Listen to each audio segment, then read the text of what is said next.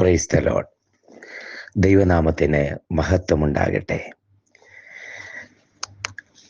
ഈ ഭൂമിയുടെ പരപ്പിൽ ആയുസ്സോടെ, ആരോഗ്യത്തോടെ, സന്തോഷത്തോടെ ദൈവവചനത്തിൻ്റെ അടുത്തേക്ക് വരുവാൻ ഒരു പുത്തൻ പ്രഭാതം കൂടെ നമുക്കായി ഒരുക്കി തന്ന കർത്താവിനോട് നന്ദി പറഞ്ഞുകൊണ്ട് ദൈവപാദപീഠത്തിലേക്ക്, ദൈവവചനത്തിൻ്റെ അടുക്കിലേക്ക് ഈ പ്രഭാതത്തിൽ നമുക്ക് അടുത്തു വരാം.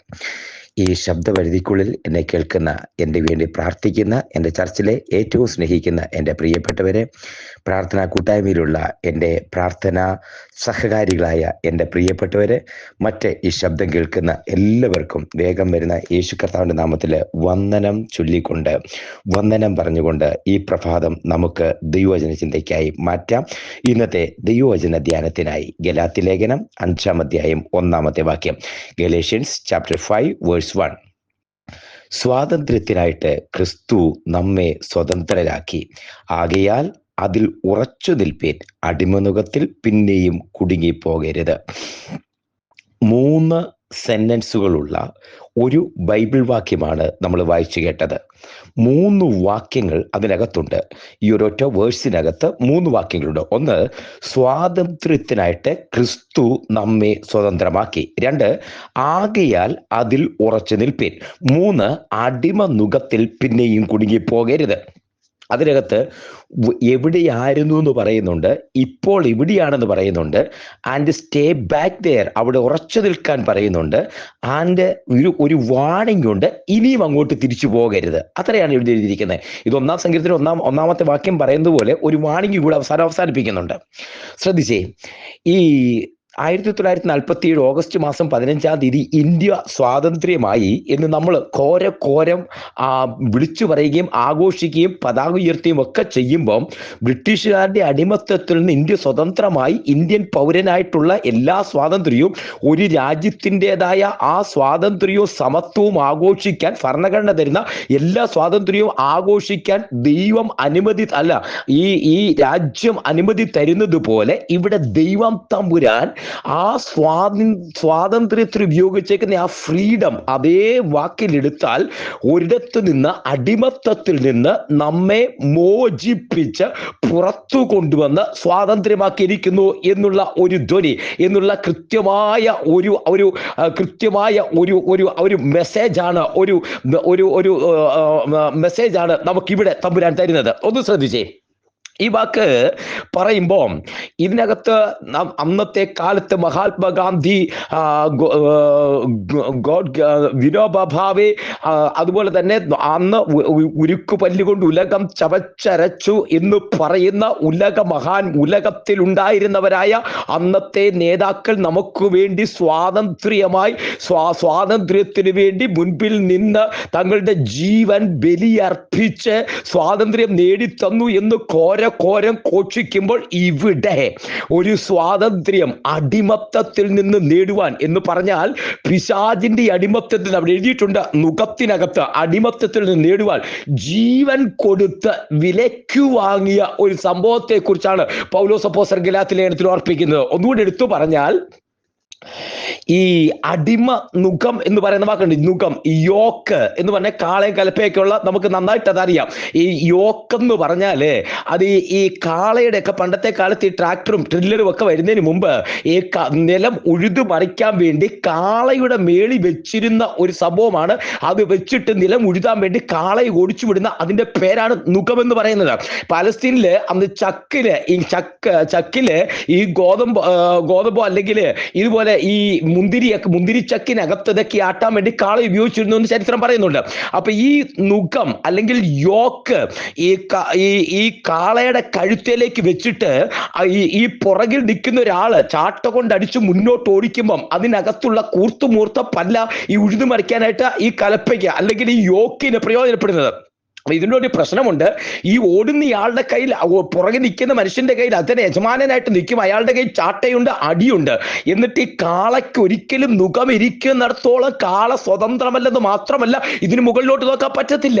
ഇത് അടിക്കുന്നു, അടി കിട്ടുന്നു, ഓടുന്നു. ഇതിന് സ്വാതന്ത്ര്യമില്ല. ഇതിനെപ്പോഴെങ്കിലും ഈ യോക്കൊന്ന് മാറ്റാൻ വേണ്ടി ദിവസം ഇങ്ങനെ ആഗ്രഹിച്ച് കാത്തിരിക്കും. അത് മാറ്റിയാൽ ഇതിന് തീറ്റാം, അത് തീറ്റ തിന്നാം, അത് മാറ്റിയാൽ ഇതിന് സ്വതന്ത്രമാകാം, അതിന് മാറ്റിയാൽ ഇതിന് തലയൊന്ന് മുകളിലോട്ടൊന്ന് ഉയർത്താം.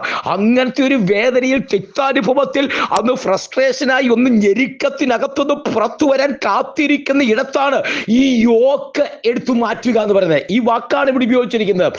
അടിമയുടെ നുകം. അന്ന് പണ്ട കാലത്ത് ഈ കാളയ്ക്ക് പകരം മനുഷ്യരെ വെച്ച് അതിനകത്ത് മനുഷ്യരെ വെച്ചിട്ട് ഈ നുകം മനുഷ്യരുടെ പിടലിക്ക് വെച്ചിട്ട് ഉഴുതുന്നാ പറയുന്നത്. അപ്പൊ ഇങ്ങനെയുള്ള ഒരു കാലഘട്ടത്തിൽ നുകം വെച്ചിട്ട് അങ്ങോട്ടും ഇങ്ങോട്ടും സ്വതന്ത്രമാകാതെ ആ നുകത്തിനടിയിൽ കിടന്നപ്പം അവിടെ നിന്ന് സ്വതന്ത്രമാക്കാൻ ഒരു കണ്ണിനും ദയ തോന്നാതെ ആര് സ്വതന്ത്രമാക്കുമെന്ന് വിചാരിച്ചു കൊണ്ടിരുന്നപ്പോ അതിന്റെ ഒരു നിഴല് പുറപ്പാട് പുസ്തകത്തിൽ പറയുന്നുണ്ട്. അവരുടെ നിലവിളി ഞാൻ കേട്ടു, അവരുടെ കഷ്ടത കണ്ടു.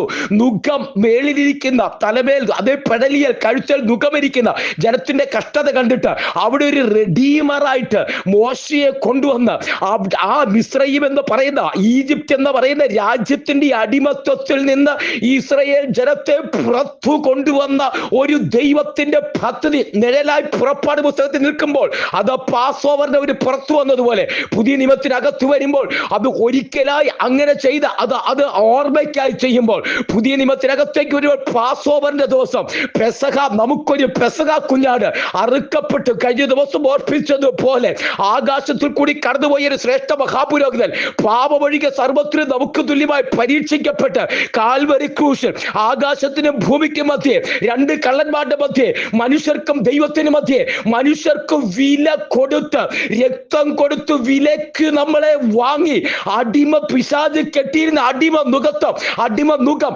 അതെടുത്ത് പറിച്ചു കളഞ്ഞിട്ട് സ്വതന്ത്രമാക്കിയിരിക്കുന്നുള്ള സദ്വർത്തമാനം ഈ പ്രഭാതത്തിൽ ഹൃദയങ്ങൾക്കകത്തേക്ക് കയറട്ടെ. ഹല്ലേലൂയ. ഹൃദയത്തിനകത്തേക്ക് കയറട്ടെ. സ്വതന്ത്രമാക്കിയിരിക്കുന്നു, നുഖമെടുത്ത് മാറ്റിയിരിക്കുന്നു ഇന്നും. അതുകൊണ്ട് എബ്രായ ലേഖനത്തിൽ ഇങ്ങനെ പറയുന്നുണ്ട്, അതുകൊണ്ട് മുറുകെ പറ്റുന്ന ഭാരവും പാപവും വിട്ട്, പാപവും വിട്ട് മുമ്പിൽ വെച്ചിരിക്കുന്ന ഓട്ടം സ്ഥിരതയോടെ ഓടുക. ഇന്ന് ഈ വചനം ശ്രദ്ധിക്കുമ്പോൾ ഒരു കാര്യം പറയട്ടെ, നിന്റെ പാപം എത്ര കടിച്ചുമപ്പായിരുന്നാലും, ഏത് നുഖത്തിന്റെ അടി കിടക്കുന്ന പോലെ തോന്നിയാലും, ഇത് സ്വതന്ത്രമാക്കി നിന്നെ കഴുകി പുറത്തു കൊണ്ടുവന്ന അതേ യോഹന്നാന്റെ ലേഖനം ഇങ്ങനെ പറയുന്നത്, എത്ര കടിച്ചുമ ഹിമം പോലെ വെളുപ്പിക്കുന്ന ഒരു രക്തം, അത് നിന്നെ വിലയ്ക്ക് വാങ്ങിയിരിക്കുന്നു. കറ, ചുളുക്കം, വാട്ടം, മാലിന്യമില്ലാതെ കുഞ്ഞാടിന്റെ ആ ദൈവസന്നിധി നിഷ്കളങ്കരായി നിർത്തേണ്ടത് വിലയ്ക്ക് വാങ്ങിയിരിക്കുന്നു. നിങ്ങളെ വിലയ്ക്ക് വാങ്ങിയിരിക്കുന്നു. പൊന്ന്, വെള്ളി മുതലായി അഴിഞ്ഞു പോകുന്ന വസ്തുക്കളെ കൊണ്ടല്ല, ക്രിസ്തുവിന്റെ നിർദോഷവും നിർമ്മലവുമായ രക്തം കൊണ്ടത്രേ. ഇന്ന് മനസ്സിലാക്കണം, അടിമ നുഖത്തിൽ കിടന്ന നിന്നെ അതിൽ നിന്ന് സ്വതന്ത്രമാക്കിയത് വീണ്ടും അതിൽ കുടുങ്ങി പോകാതിരിക്കാൻ, ഈ സ്വാതന്ത്ര്യത്തിനകത്ത് ഉറച്ചു നിൽക്കാൻ. പ്രിയരെ, ഈ വചനം കേട്ടുകൊണ്ടിരിക്കുമ്പോൾ നിങ്ങളൊന്ന് മനസ്സിലാക്കിക്കേ, നിങ്ങൾ സ്വതന്ത്രരാണ്. ക്രിസ്തുവിലൊന്ന് വിശ്വസിച്ചേ, നിങ്ങൾ സ്വതന്ത്രരാണ്. പിശാചിന് നിങ്ങളെ തൊടാൻ കഴിയത്തില്ല. ആ രാത്രിയിൽ സംഹാരകൻ ഇസ്രായേൽ ജനത്തിന്റെ അവർ ഗോശൻ ദേശത്ത് പാർത്തിരുന്നിടത്തും വന്നു, പക്ഷെ തൊടാൻ പറ്റിയില്ല. വെറും ഒരു ആടിന്റെ ചോര കൊണ്ട് കട്ടിളപ്പടിമേലും കറുമ്പടിമേലും തളിച്ച് പാസ് ഓവർ എന്ന് പറഞ്ഞപ്പോൾ, ഇവിടെ ആണ്ടിൽ യാഗം കഴിക്കാൻ ആവശ്യമില്ലാത്ത, കൂടെ ആവശ്യമില്ലാത്ത ആട്ടുകൊറ്റന്റെയും കാളക്കിടാങ്ങളുടെ രക്തത്താലല്ല, സ്വന്തം രക്തത്താൽ അവൻ നമ്മെ വിലയ്ക്ക് വാങ്ങിയിരിക്കുന്നു. ഹല്ലേലൂയ. വിലയ്ക്ക് വാങ്ങിയിരിക്കുന്നു. നമ്മെ കർത്താവ് വിലയ്ക്ക് വാങ്ങിയിരിക്കുന്നു.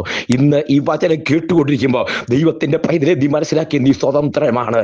നീ ആ അഭിമുഖീകരിക്കുന്ന കടഭാരത്തിനകത്ത് നിന്ന് അവൻ നിന്നെ സ്വതന്ത്രമാക്കുന്നു. യോഹന്നാന്റെ ലേഖനം 4:4 ഇങ്ങനെ പറയുന്നു, നിന്നിലുള്ളവൻ ഈ ലോകത്തിലുള്ളവനേക്കാൾ വലിയവനാ. അവരെ, ലോകത്തെ നീ ജയിച്ചിരിക്കുന്നു. കാരണം കർത്താവ് നിന്റെ കൂടെയുണ്ട്.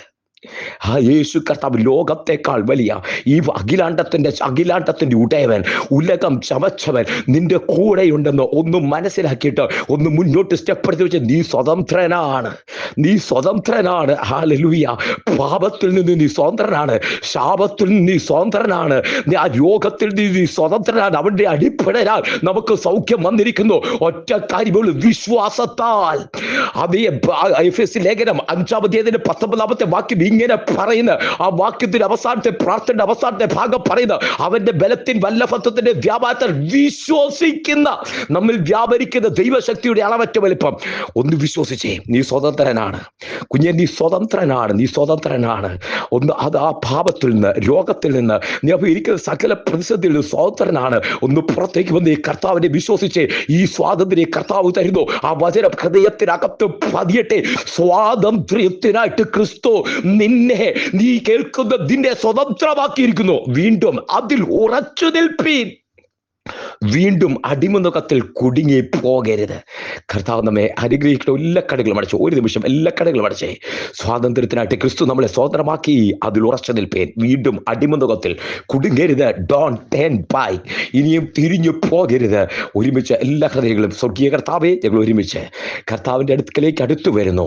ജനത്തെ അനുഗ്രഹിച്ച് പ്രാർത്ഥിക്കുന്നു. എൻ്റെ ഈ ശബ്ദപരിധിക്കുള്ളിൽ എന്നെ കേൾക്കുന്ന എല്ലാവരെയും യേശു കർത്താവിൻ്റെ നാമത്തിൽ അങ്ങ് തന്നിരിക്കുന്ന അഭിഷിക്ത അധികാരത്താൽ ഞാൻ അനുഗ്രഹിച്ച് പ്രാർത്ഥിക്കുന്നു. സ്വർഗം ഈ ജനത്തോട് കൂടിയിരിക്കുന്നതിനായി സ്തോത്രം. ഇന്നത്തെ ദിവസം അവർക്ക് അനുഗ്രഹമാകട്ടെ. ഈ വചനം അങ്ങനെ തന്നെ ജനത്തിന് കൈമാറുന്നു. സ്വാതന്ത്ര്യത്തിനായിട്ട് ക്രിസ്തു നിന്നെ സ്വതന്ത്രമാക്കിയിരിക്കുന്നു. നീ ഫ്രീ ആണ്. You are set free. നീ ഫ്രീ ആയിരിക്കുന്നു, സ്വാതന്ത്ര്യമായിരിക്കുന്നു. ആ വചനം അങ്ങനെ തന്നെ കൈമാറുന്നു. എല്ലാ ഫ്രസ്ട്രേഷനിൽ നിന്നും ജനത്തെ സ്വതന്ത്രമാക്കുന്നു. ചിന്തകളിൽ നിന്ന്, മറ്റുള്ള വാക്കുകളിൽ നിന്ന്, മറ്റുള്ള കുടുക്കിൽ നിന്ന് യേശുവിന്റെ നാമത്തിൽ ജനത്തെ സ്വതന്ത്രമാക്കുന്നു. കർത്താവ് ഫ്രീ ആക്കുന്നു. കർത്താവിനോട് ചേർന്ന് നടക്കുവാൻ ഇന്നത്തെ ദിവസം ജനത്തെ അനുഗ്രഹിച്ചിരിക്കാൻ നന്ദി പറയുന്നു. തൃക്കരങ്ങളിൽ സമർപ്പിക്കുന്നു. പിതാവിന്റെ പുത്രന്റെ പരിശുദ്ധാത്മാവിന്റെ നാമത്തിൽ ജനത്തെ അനുഗ്രഹിക്കുന്നു. തൃക്കരങ്ങളിൽ സമർപ്പിക്കുന്നു. കർത്താവ് കൂടിയിരിക്കുന്നു യേശുവിൻ നാമത്തിൽ തന്നെ. ആമേൻ, ആമേൻ, ആമേൻ, ആമേൻ. കർത്താവ് എല്ലാവരെയും അനുഗ്രഹിക്കട്ടെ. നാളെ നമുക്ക് വീണ്ടും കാണാം. God bless you all.